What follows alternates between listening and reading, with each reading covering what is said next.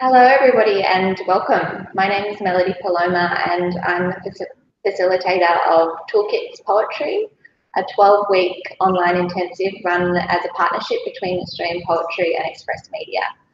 Express Media is acknowledged and valued as the peak organisation for young Australian writers aged 12 to 30, and Australian Poetry is the national body for poetry in Australia. We run a nationwide calendar of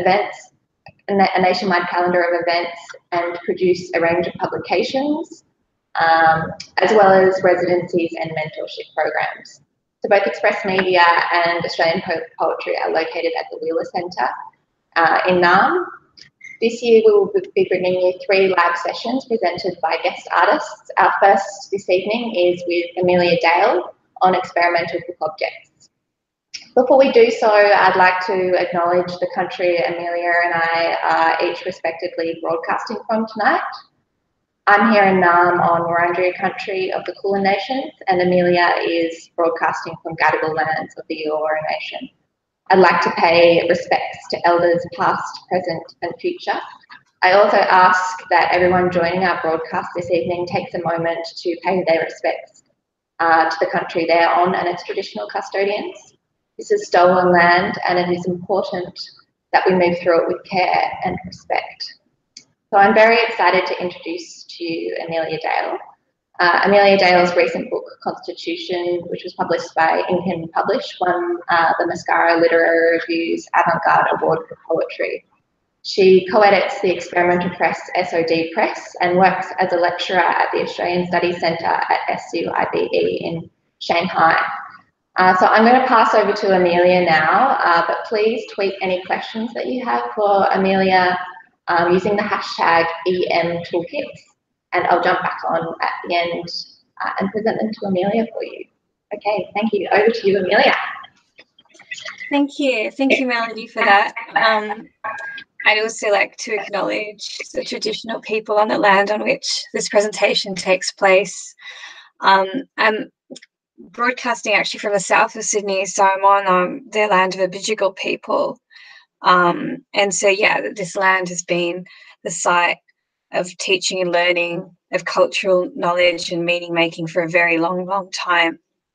I pay my respects to the elders past and present and emerging, and pay my respects to all Aboriginal people and Indigenous people watching this talk, and also acknowledge Melody, Beth, Australian Poetry and Express Media for putting this together and hosting me, and to all young writers and writers taking the Toolkits program. So there'll be 2 main questions that I'll be asking in this presentation. And the first is, what are books? And perhaps we can break down this question further and think about what were books and what are books now. And also, let's think about what can books be and what does this mean for our poetry. So first up, poetry books as we know them. As poets, as writers, we're expected to be producing books. And it's often tempting to think of books in terms of the cultural capital they might generate, the way they might be signified in certain marketplaces. There's a book that you need to get the job, the book you need to get that fellowship, and certainly our material conditions that encourage us to think about them along those lines. And these considerations are perhaps inevitable. The book, especially the printed book, is burdened with all kinds of economic and cultural weightings. Your book can be the thing that you need to get you somewhere. But I hope in today's session we can think about books more in relation to our poetic practices and the possibilities they offer. We can look at the creative possibilities of books, specifically through their materialities, through their different objecthoods. So to quote from Alex Selenich, Bookworks in the PDF anthology, The Material Poem, edited by James Stewart and readily available online, the physicality of a book is constantly surprising because we also view the book as a kind of disembodied knowledge. its data given priority, and when grasped, the book itself is forgotten. Or rather, we say we remember the book, and what we put aside is a wad of marked papers.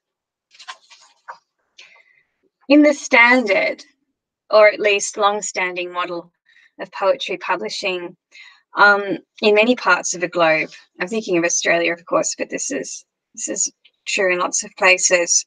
You know, an author collects several poems together and puts them in a poetry collection, and this typically takes place as a kind of slim paperback volume with a cardboard cover with the author's name, the book's name, a table of contents. And then there's a small print run, though with print-on-demand models changing the conditions of contemporary poetry publishing, what a print run means is becoming more and more fluid. This poetry collection might be placed in a series of other poetry collections. And this will result in a kind of standardization of the poetry book.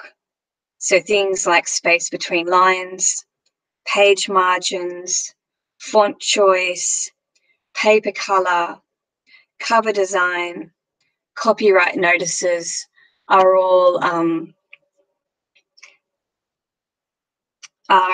it's all made to look like other poetry collections in the series. And often these poetry collections have little or no relation to each other except for the publisher. So things here weigh towards the default. We have a publishing style, but it doesn't have to be like this. We can take inspiration from Anja Valvich's recently published Horse with UWA, which has a postscript at the beginning and an abstract at the end. Or Elena Gomez's Chill Flakes chapbook with Sus Press, which contains captions for hand-drawn figures or illustrations, and these captions are incorporated into the body of the text. So I'm not suggesting here that our bookmaking practices need to be reactionary against some default mode of publishing, and nor am I saying that materiality is the only thing our poetry books should be about. But it's good to think about the default so you can consciously not take these things for granted.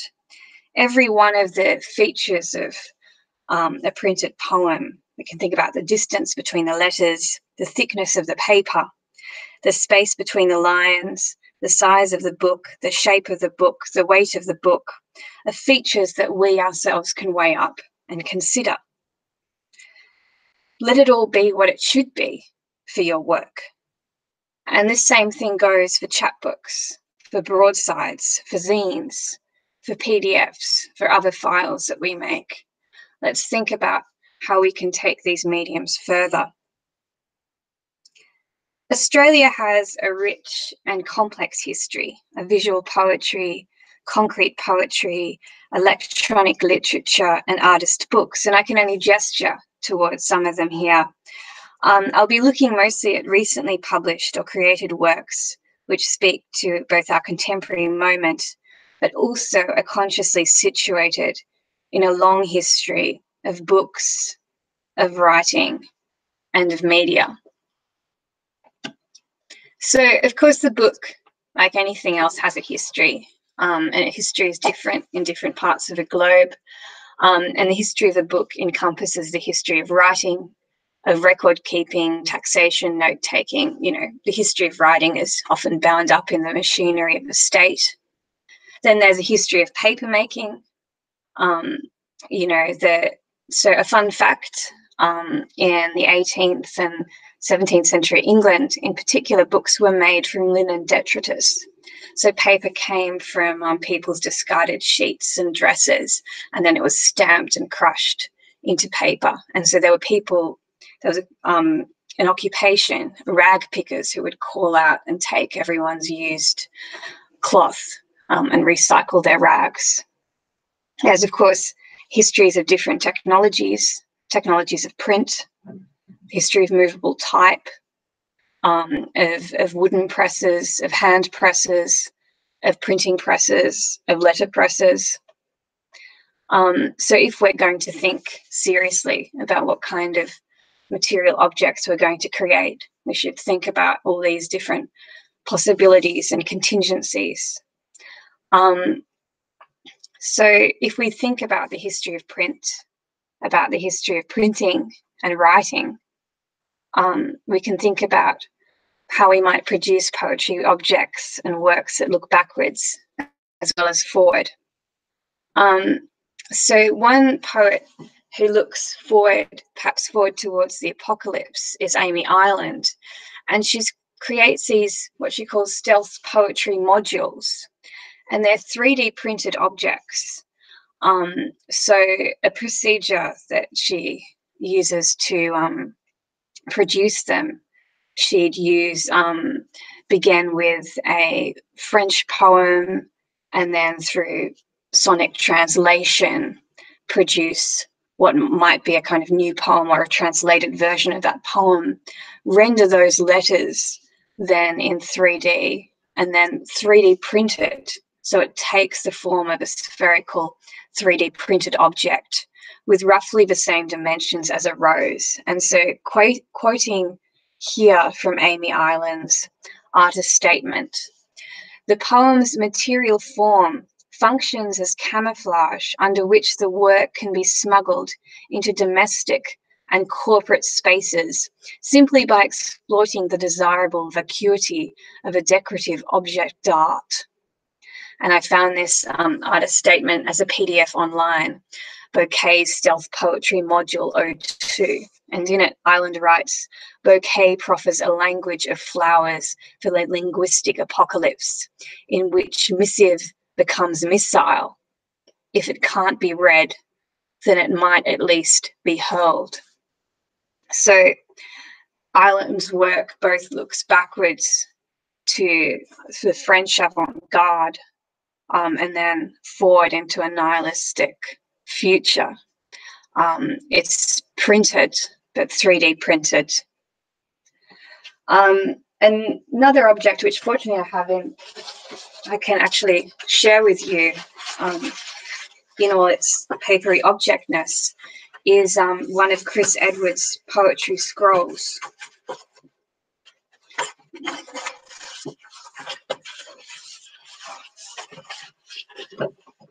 As you can see, it's very long.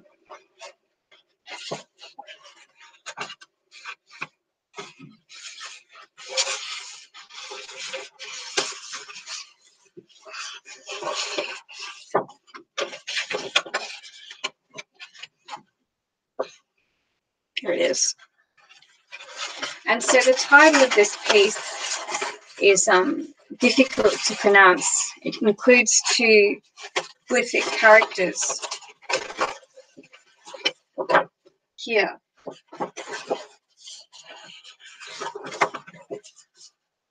But it might be, oops, yeah, that. So it's sort of, it might be, So it's got a complex, overdetermined relationship to print. It has a long, detailed description at the bottom in its imprint, in its publication details, which sets it in close dialogue with the more conventionally printed codex book.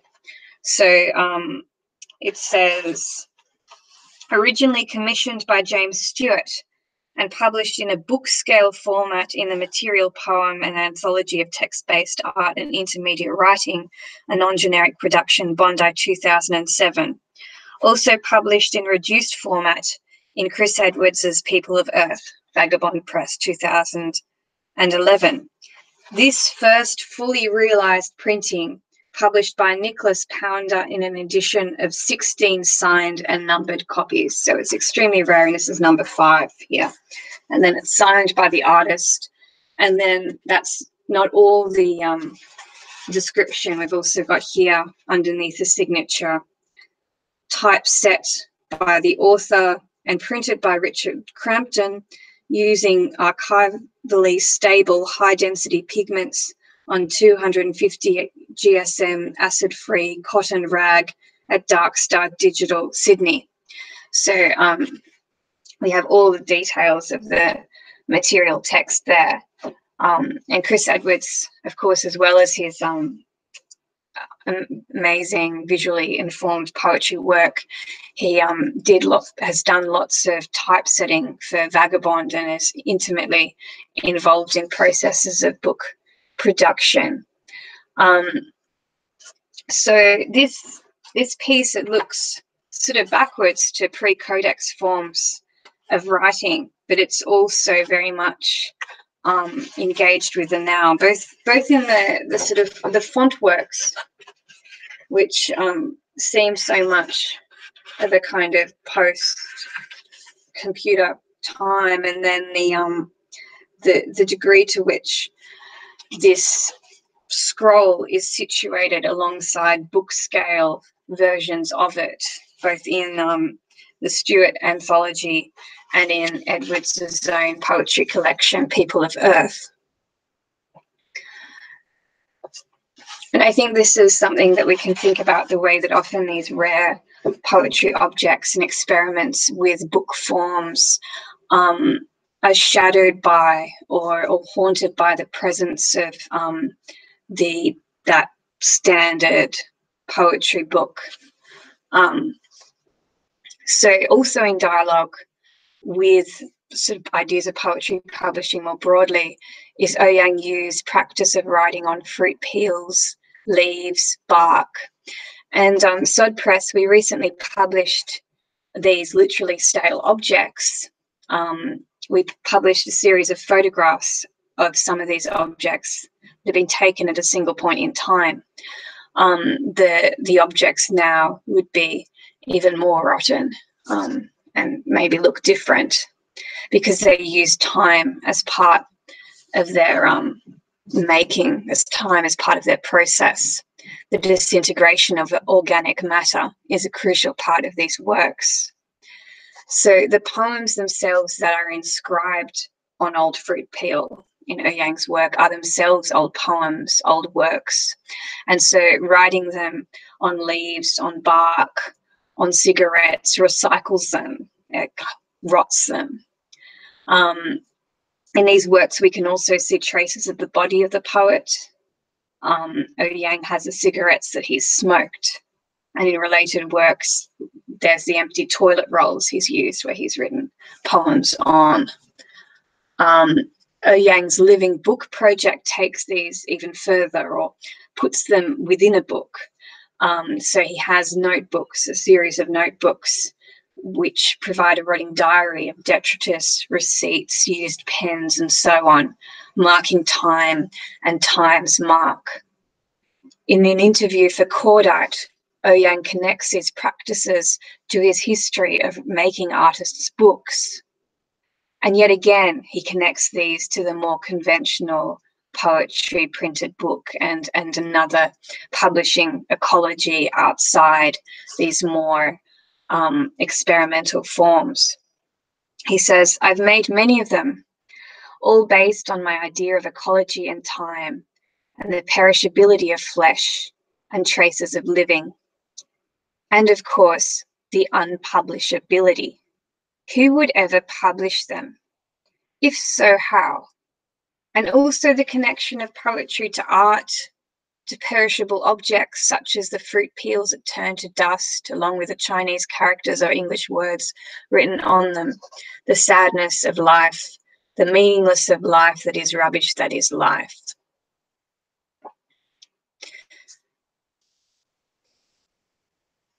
So we've talked about, or a little bit about, the printed book and Amy Island's futuristic modular poetry sculptures of Ouyang's fruit peel works and Chris Edwards' poetry scroll. But of course, if you know, so central to the materialities of poetry publishing today is online media. Most poetry books, even if they do eventually result in the printed form, are written on a computer. They're written on Microsoft Word and shared and published via PDF. A.J. Carruthers' poetry credo states, Microsoft Word, thereafter the converted PDF, is the main medium for most current poetry. Like the typewriter, it has changed some ways writing is written and reading is read. In the future, it will be different. Work with what one has to get someplace else. So thinking about Microsoft Word and thinking about the PDF, not as offering utopian possibilities, but as what we're using and how maybe we can push them further and how we can get somewhere else from them. Lisa Gleitman writes in an article recently published in the recent issue of Full Stop, which itself is a PDF and was a special issue on the PDF. Today, any and every printed book or ebook is almost certain to have been an intermediary PDF somewhere in its production process. So the PDF, of course, is there in TrollThread, in Gauss PDF, in SodPress, which I edit. It's Cordite Poetry has done PDF anthologies. It's a means by which lots of poetry books are published and shared. It's not a neutral form. It's corporate. Like, I mean, of course, we should be skeptical about it. Also, what it's there in the title, PDF, is portable document format, and so the reason that PDF has taken off is because of the portability that it allows. And Lisa Gleitman, in the same essay, she writes about how the PDF suggests how the history of the book is connected not just to print and paper, but to transportation. And this is something, of course, that lots of people also recognize, that the book is a portable form, like the like the PDF. And so the PDF is a way that books are sent via email attachment or by web link, as well as the way that books are published. And it suggests also the way that the book is constituted not just of pages or print, but also of images. What the PDF does is it preserves the image of each book's page.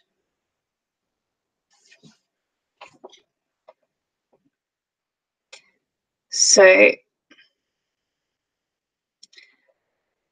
yeah, so I think I'm not sure if there's much else I wanted to say here. I think that we can think about, like, in lots and lots of different books, the way, both online and offline, the way that they've got this close relationship to print and what that means, but also the way that different iterations and different kinds of printed objects encourage us to think about, or different kinds of digital material objects encourage us to think about what the book might be, what the book can be. We can think of even like about Melody Paloma's book that she did for Stale Objects to Press, which itself is a kind of performance of writing, but also a performance of writing on a Google Doc. So it becomes about the word processing as well, and the way that contemporary poetry books, I'm thinking also of Anja Volvich's Horse, contain traces of Microsoft Word or traces of the typewriter, the way that, traces of word processing, errors that you make when you're using Word and when you're using typing. But yeah, I think that's about it. Melody, do you have any questions or? Hi, Amelia. Thanks so much. That was great. I was just wondering if maybe you could talk a little bit to, sorry, the lights have just gone out in the boardroom. If you could talk a little to SOD specifically and the sort of work that you're publishing there and the way in which that's distinguished from other experimental online platforms. I guess I mean, SOD of course is informed by what's going on elsewhere online, but I guess in the original title of the press, Objects to Press, an interest in the scale. The scale is a state between the rotten, maybe, and the fresh. And there's a kind of dagginess to the scale. So I guess there's a particular aesthetic that might be Australian as well. There's a sort of dagginess there too. But I mean, sort of looks global as well. Yeah, I think that's one thing. I'm interested in materialities of print in some works, and also works that are specifically from Australasian and Asian writers, because I think a lot of the other printing, I mean not printing, well, a lot of the other presses, the Tumblr presses that are commonly cited, like Troll and Gauss, has a North American focus or location, and so it reflects its Asian and Australasian situatedness. Yeah, I really like that link between the title of the press at the moment and Ouyang's. Yeah, that's up there at the moment. It's great. Something else I was thinking as well. I was wondering if you could maybe talk to the way in which a lot of these, the way in which experimental online book production often engages with commerce and the monetization of book production. Yeah, I think that's a really great question and a really big question. I think SOD is specifically and you know, like they're in no one gets paid at all on any stage of the kind of production process, and it leeches off kind of larger corporations in a way. Like, it's published through a Tumblr, which is of course for profit, and it uses Google Drive, and Google is of course, you know, evil. So it's embedded in certainly in like commercial spaces, but yeah, I think that's kind of analogous to the way that small presses that make paper objects often rely on like stealing office computers or using university resources on the sly. You know, you sort of got to be a bit devious. I think that there are lots of PDF works and online works that like has a close relationship and comments on the monetization of poetry or the impossibility of monetizing poetry. Yeah, and I guess like, yeah, the PDF is a space to do it because it's so easy to share, but it's also, you know, it's also like evil. The PDF form is also evil and bound up. It's got a history bound up with the state as well, like most forms of documentation and documents. Yeah, but I guess it's exploiting that directly as well. I mean, yeah, I love those kind of stories that rotate through the poetry community about, you know, various small print presses exploiting university printers and work printers. Yeah. Well, yeah. I think we might wrap up there. But thank you so much for joining us this evening. That was very, very great.